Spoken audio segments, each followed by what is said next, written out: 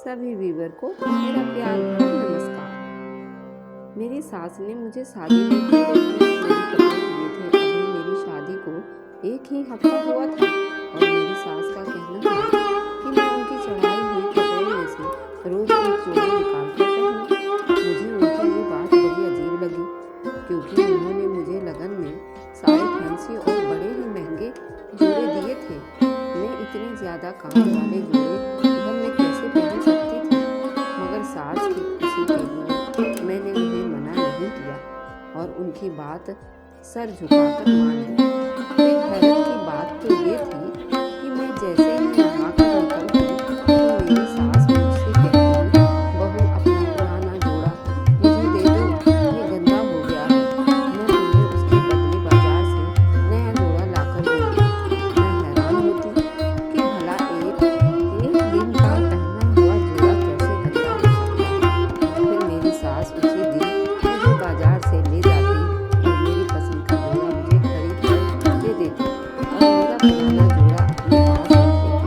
फिर रात होते ही मैं जोड़ा उठाकर छत पर ले जाती, जहाँ मेरी सास के अलावा किसी को जाने की इजाजत नहीं थी। वह दिन में 2 से 3 बार छत पर बने हुए कमरे में आती थी। अगर उस बात का जिक्र मैं अपनी सास से करती थी तो मेरे लिए रात के वक्त छत पर क्यों न जाती थी, तब तो वह गुस्सा हो जाती और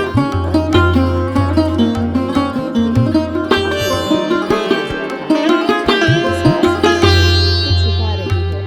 अब मैं भी उसमें की बहू थी और अब उस घर पर गुस्सा बन गई थी। उन्होंने मुझसे कुछ भी बात छुपाना नहीं चाहती थी। मैं उस बात पर उनसे गुस्सा होने लगी थी। फिर एक दिन मेरी सास दोपहर के वक्त रसोई में गई थी। मैं चुपचाप जल्दी से ऊपर चली गई और जैसे ही मैंने मुझे चक्कर से आ गए, क्योंकि तो मेरे सारे शादी के जोड़े उठा लिए थे। मेरा नाम पैदा करने के लिए बहुत ही मैं जब पैदा हुई तो मेरे पापा के मारे खुशी के घर में इतनी बड़ी पार्टी रखी थी और उन्होंने पूरे मोहल्ले में 3 रोज तक मिठाई बांटी थी। उनके तो खुशी से पांव जमीन पर नहीं थे। अब आप सोच रहे होंगे कि कोई बेटी की पैदाइश पर ही इतना कुछ होता है क्या? हाँ जी, ये बिल्कुल सच बात है, क्योंकि मैं अपने 7 भाइयों के बाद पैदा हुई थी। मैं अपने 7 भाइयों की इकलौती बहन थी। मेरे सातों भाई मुझसे बड़े थे। मेरे पेरेंट्स को बेटी की बहुत चाह थी, इसलिए मेरी पैदाइश पर उन्होंने खूब जश्न मनाया और मेरी परवरिश में उन्होंने कोई कमी नहीं छोड़ी। मेरे मम्मी पापा ने दिल्ली के एक बहुत बड़ी मार्केट में अपनी बर्तनों की दुकान बनाई हुई थी, जो अच्छी खासी चलती थी। घर में किसी चीज की कमी नहीं थी। मेरे पापा ने मुझे और मेरे सातों भाइयों को एक अच्छे स्कूल में दाखिला करवाया। मेरे सातों भाइयों को ग्रेजुएशन करवाने के बाद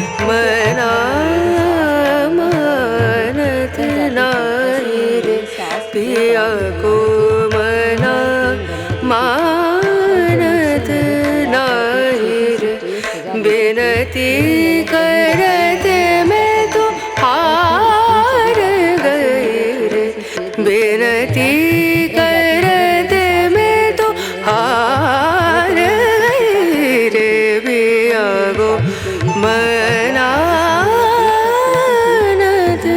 नाही रे।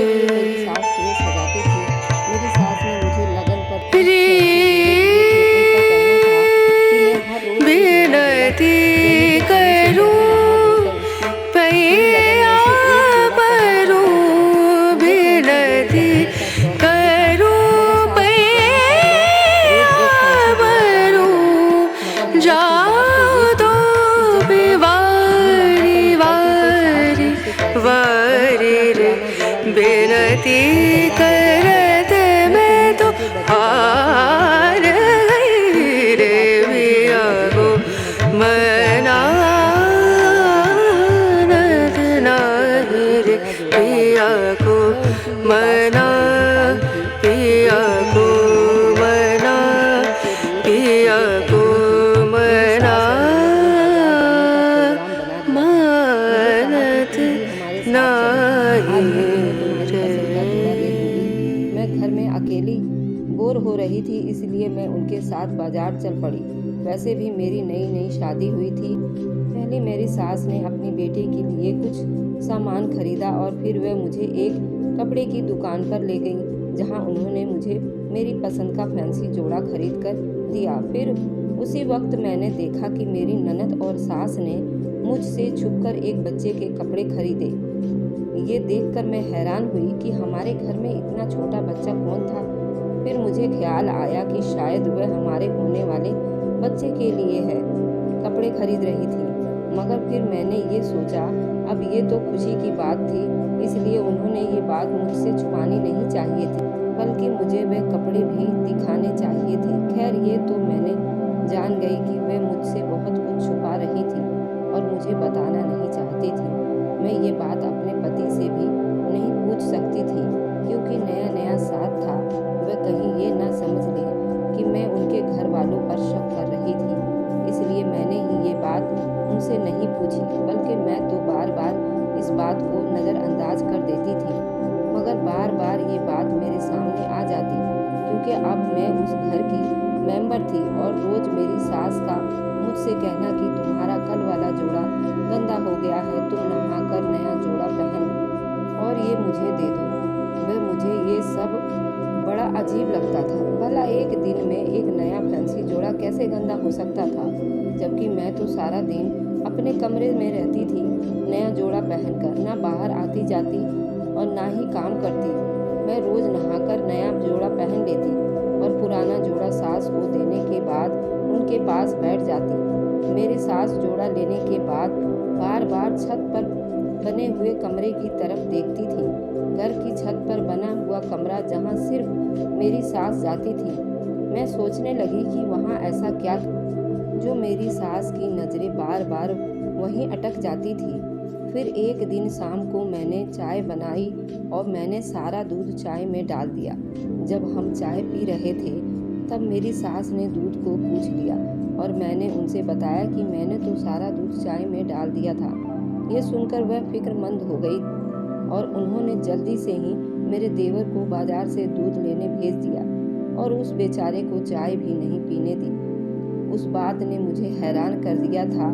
फिर ऐसी कई बातें होने लगी जिससे मुझे शक होने लगा कि मेरे ससुराल वाले कुछ तो मुझसे छुपा रहे थे। सास का रोज मुझसे नया जोड़ा लाकर देना और मेरा पुराना जोड़ा अपने पास रख लेना, ये बातें मेरी समझ से बाहर थीं। फिर दिन गुजरते गए, साथ साथ मैं घर के काम करने लगी और अब मुझ पर खाने पकाने की जिम्मेदारी थी। उससे पहले घर के सारे काम मेरे सास कर दिया करती थी और शाम के वक्त मेरी ननद उसकी मदद कर दिया करती थी। मगर मैं ऊपर वाली मंजिल के कमरे में कभी नहीं गई थी, क्योंकि मेरी सास उसकी सफाई कर दिया करती थी और ये सब उस वक्त करती थी जब मैं अपने कमरे में आ जाती थी, ताकि मुझे उसका पता ना चल सके। मगर कब तक ऐसा चलता? आखिर मैं भी उस घर की बहू थी। ये लोग मुझसे राज कब तक छुपा सकते थे। और फिर वही हुआ। एक दिन मैंने दोपहर का खाना पकाया। दोपहर के वक्त में मेरी सास मेरे साथ होती थी, मगर मैं अपने तीनों देवर और उनका भी खाना पकाती थी, क्योंकि वे आमतौर पर दिन के 2 बजे तक घर आ जाते थे, मगर मैं और मेरी सास 12 बजे तक खाना खा लेते थे। उस दिन मेरी तबीयत कुछ ठीक नहीं थी, इसलिए मैंने खाने के बाद अपनी सास को बताया। अपने कमरे में आ गई। तबीयत खराबी के बावजूद मुझे नींद नहीं आई और मैंने सोचा कि सर दर्द की गोली ले लूं। इस दर्द से तो आराम आ जाए, इसलिए मैंने अपने कमरे से बाहर निकल आई। अभी मैं आंगन में ही आई थी कि मैंने रसोई में अपनी सास को एक प्लेट में खाना डालते हुए देखा। ये देखकर मुझे हैरानी हुई, क्योंकि अभी कुछ देर पहले ही हम दोनों सास बहू ने मिलकर खाना खाया।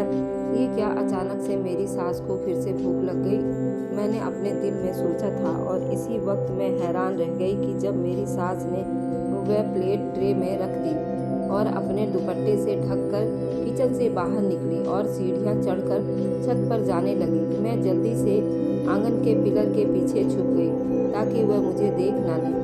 और फिर मैंने अपनी सास को उस कमरे में खाना ले जाते देख लिया। अभी मैं वहीं खड़ी थी कि अचानक से सास नीचे आई और मेरे लगन के जोड़े जो गंदा गंदा कहकर मुझसे लेती थी, वह फैंसी जोड़े भी उठाकर छत पर ले गई। अब तो मुझे पक्का यकीन हो गया था कि जरूर उस घर में कुछ तो गड़बड़ है, कुछ तो गलत हो रहा था, क्योंकि मुझे ये सब छुपाया जा रहा था। कहीं मेरी सास मेरी शादी वाले जोड़ों पर कोई जादू टोना तो नहीं कर रही थी। मेरे दिमाग में बहुत सी बातें आ रही थी। मैं उस घर की बहू थी और अब उस घर का हिस्सा भी बन गई थी। आखिर छत पर क्या हो रहा था, मुझे उसके बारे में बता देना चाहिए था। मैं ये बात सोचकर अपने ससुराल वालों से खफा हो गई थी, मगर मैं नहीं जानती थी कि ये मेरे भले के लिए था। मैंने दिल में इरादा कर लिया कि मैं अब सास को सारा दिन बातों में लगाए रखूंगी और ऊपर जाने नहीं दूंगी। अगले रोज मैंने नया फैंसी जोड़ा पहनने से इनकार कर दिया तो मेरी सास ने मुझे खूब डांटा और कहा कि बहू, उसे हमारे घर की रस्म समझो। अगर तुम्हें यहाँ रहना है तो ये सब करना पड़ेगा। मैं ज़्यादा बहस नहीं करना चाहती थी। मुझे डर था कहीं मेरे पति को इस बात का पता न चल जाए और उन्होंने अपनी माँ के कहने पर मुझे छोड़ दिया तो कहाँ जाऊँगी। इसलिए मैंने नहाकर सास का दिया हुआ जोड़ा पहन लिया और अपना उतारा हुआ जोड़ा सास को दे दिया। मगर मैंने अपने प्लान के हिसाब से सारा दिन बातों में लगाए रखा। आज दोपहर को उन्होंने ऊपर जाने का मौका न मिला। मुझे उनके चेहरे से परेशानी सी महसूस हो रही थी। शाम को मेरे पति जॉनी आए तो मैं मजबूरन सास को छोड़कर अपने कमरे में आ गई, मगर मेरी नज़रें सास के कमरे की तरफ ही थी। रात के 9 बजे फिर इसी तरह मेरी सास एक ट्रे में और मेरा उतारा हुआ जोड़ा ले जाकर छत पर चली गई। मैं छुप करके उन्हें देखती रही। अब तो उस राज को जानने के लिए मेरे सर पर एक जुनून सा सवार हो गया था। मैंने सोच लिया कि एक दिन उस कमरे में जाकर देखना चाहिए कि आखिर वहाँ कौन है और मेरे उतारे हुए फैंसी जोड़े के साथ क्या किया जा रहा है। और आखिर मुझे वह दिन का मौका मिल ही गया। उस दिन जब मेरी सास नहाने के लिए बाथरूम में गई तो मैंने सोचा अब ये अच्छा मौका है कि मैं उस कमरे में झांक लूँ। इसलिए मैं जल्दी से ऊपर सीढ़ियाँ चढ़ने लगी। सच तो ये था कि ऐसा करते हुए मेरा दिल धक धक कर रहा था, क्योंकि मुझे डर था कोई दरवाजे से अंदर न आ जाए। मगर मैंने पक्का इरादा कर लिया था, इसलिए मैं रुकी नहीं और उस बंद कमरे के सामने पहुंच गई। और जैसे ही मैंने उसमें झांका तो आगे का मंजर देखकर मुझे चक्कर आ गए और मैं गिरकर बेहोश हो गई, क्योंकि वह तो एक बला चीज़ थी जो सामने बिस्तर पर लेटी हुई थी और मेरे सारे कपड़े सामने एक हैंगर में लटके हुए थे। उसका चेहरा इतना अजीब व गरीब था कि मैं उसे देखते ही बेहोश हो गई। मेरी आंख खुली तो मैंने देखा कि मैं बिस्तर पर लेटी हुई, वह सब घर वाले ही मेरे इर्द गिर्द बैठे हुए थे। मैंने देखा कि सब बहुत परेशान थे। मुझे होश में आता देख मेरी सास कहने लगी, कृपा है पलक तुम होश में आ गई, वरना मैं तो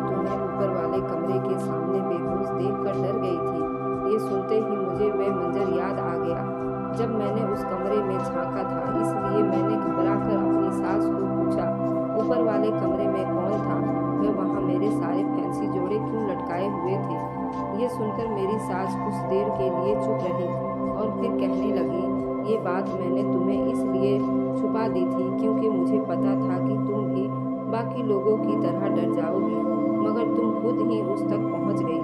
ये कहकर मेरी सास ने मुझे एक नज़र देखा और कहने लगी, वह मेरी बेटी है जो कि उस वक्त 18 साल की हो चुकी है, मगर उसका वजूद एक छोटे बच्चे की तरह है। दरअसल मेरे 4 बेटे और 1 बेटी थी और मुझ में ज़्यादा बच्चा पैदा करने की ताकत नहीं थी। और ये बात उस वक्त मुझे डॉक्टर ने कह दी जब मेरी बेटी पैदा हुई, मगर मैं चाहती थी कि मेरी एक और बेटी पैदा हो, इसलिए मैं एक बार फिर से उम्मीद से हो गई और मैंने ये बात सबसे छुपा ली। मगर ये बात अपने पति से कैसे छुपा सकती थी, इसलिए फिर जब मेरे पति को इस बात का पता चला तो वह मुझसे बहुत खफा हुए। उन्होंने मुझसे कहा कि तुम अपना वक्त खराब कर रही हो क्योंकि डॉक्टर ने तुम्हें मना किया था। अब तुम्हारी सेहत इस काबिल नहीं है कि तुम बच्चा पैदा करो, मगर मैं जिद पर अड़ गई। फिर एक दिन मेरी तबीयत खराब हुई तो मैं डॉक्टर के पास चली गई और उसने मुझसे चेकअप करने के बाद बताया कि मेरी बेटी है और ये बच्ची नॉर्मल नहीं थी, मगर अब उसे खराब भी नहीं किया जा सकता था, वरना मेरी जान भी जा सकती थी। क्योंकि मुझे उस वक्त 8वां महीना चल रहा था, इसलिए मैंने फैसला किया कि मैं कोई गलत कदम नहीं उठाऊंगी। मेरे दिल में यह भी ख्याल आया था कि साइंस भगवान से बड़ी नहीं थी, इसलिए उनकी कहीं बात झूठ भी हो सकती थी। मगर मुझे डॉक्टरों की बात पर उस वक्त यकीन आया जब ये बच्ची इस दुनिया में आई और हम सब डर गए क्योंकि ये किसी इंसान का बच्चा नहीं लग रहा था। उसकी शक्ल बहुत डरावनी थी। सब ने मुझ पर गुस्सा किया था कि ये तुम्हारी वजह से हुआ है। अब इस बच्चे को कोई भी घर ले जाने को तैयार नहीं था। सबका कहना था कि इस बच्ची को कोई मेडिसिन देकर यहीं ख़त्म कर दिया जाए, किसी अनाथ आश्रम में उसको जमा करवा दिया जाए। मगर मैं उसकी माँ थी, मैं उसे कैसे मार सकती थी या फिर अकेले कैसे छोड़ सकती थी। इसलिए मैंने अपने घर वालों से खूब झगड़ा किया और जिद करके उस बच्ची को अपने साथ ले आई और फिर सबके फैसले के मुताबिक उस बच्ची को ऊपर वाले कमरे में रख दिया ताकि किसी को कुछ पता ना चल सके और मेरे अलावा कोई ना जाता। और मैं खुद ही उसका ख्याल रखती थी क्योंकि उसकी बहन भाई भी तुम्हारी तरह देख कर डर जाते थे, मगर मेरी तो ये औलाद थी और मैंने उसे जन्म दिया था, इसलिए मुझे उसका ख्याल रखना था। तुम्हारी शादी कुछ दिन पहले मैंने उसे तुम्हारी लगन के जोड़े दिखाई थी, तब मेरी बेटी जिद पर आ गई कि मुझे भी ऐसे जोड़े चाहिए। वो कहती थी कि आप मुझे ये जोड़े दे दें और अपनी बहू के लिए नए जोड़े बनवा ले। मगर उस वक्त मेरे पास इतना वक्त नहीं था क्योंकि शादी को 2 दिन ही रह गए थे। तब मैंने उससे वादा किया था कि शादी के बाद एक एक करके यही सब जोड़े मैं ऊपर आकर तुम्हें दे दूंगी। फिर शादी के बाद मैं तुमसे कैसे ये जोड़े मांग सकती थी क्योंकि तुमने अभी तक कोई जोड़ा पहना नहीं हुआ था। बहुत सोचने के बाद मेरे दिमाग में एक आइडिया आया कि मैं तुम्हें रोज़ एक जोड़े पहनने को कहूँ और अगले रोज़ तुमसे किसी भी बहाने वह जोड़ा लेकर अपनी बेटी को दे दूँ और तुम्हें बाज़ार से नया ले दूँ। पलक मैं अपनी बेटी को किसी भी हाल में खुश देखना चाहती थी, चाहे वो 18 साल की हो गई हो, मगर ये बहुत ज़्यादा जिद्दी और चिड़चिड़ी है। इसी वजह से अपनी हर बात मनवा कर रहती है। अगर तुम्हें ये सब बुरा लगा हो तो मुझे माफ़ कर दो। ये कहकर मेरी सास रोने लगी और फिर मुझसे कहा कि पलक बेटी, कभी भी जब मैं बीमार पड़ जाती हूँ तो सोचती हूँ कि मेरे मरने के बाद उसका कौन ख्याल रखेगा। तब मुझे अपनी गलती का एहसास होता है और मैं सोचती हूँ कि काश मैंने उन डॉक्टरों की बात मान ली होती, आज उस बेचारी को भी इतनी तकलीफ से ना गुजरना पड़ता। अपनी सास को यूं रोता देखकर मैंने उन्हें माफ़ करके अपने सीने से लगा लिया था। आखिर मैं बस इतना ही कहूँगी कि दोस्तों, इंसान अपनी ज़िंदगी में कभी कभार ऐसी गलती भी कर लेता है जिसका पछतावा उसे उम्र भर भुगतना पड़ता है। कभी कभी बहुत ज़्यादा लालच भी हमें बहुत तकलीफ़ देती है, इसलिए भगवान से बहुत ज़्यादा मांगने के बजाय अपनी अच्छाई के लिए प्रार्थना करना चाहिए। तो दोस्तों, कैसी लगी ये कहानी तो मुझे कमेंट में ज़रूर बताएं। तो thanks for watching, like and subscribe. Bye bye दोस्तों।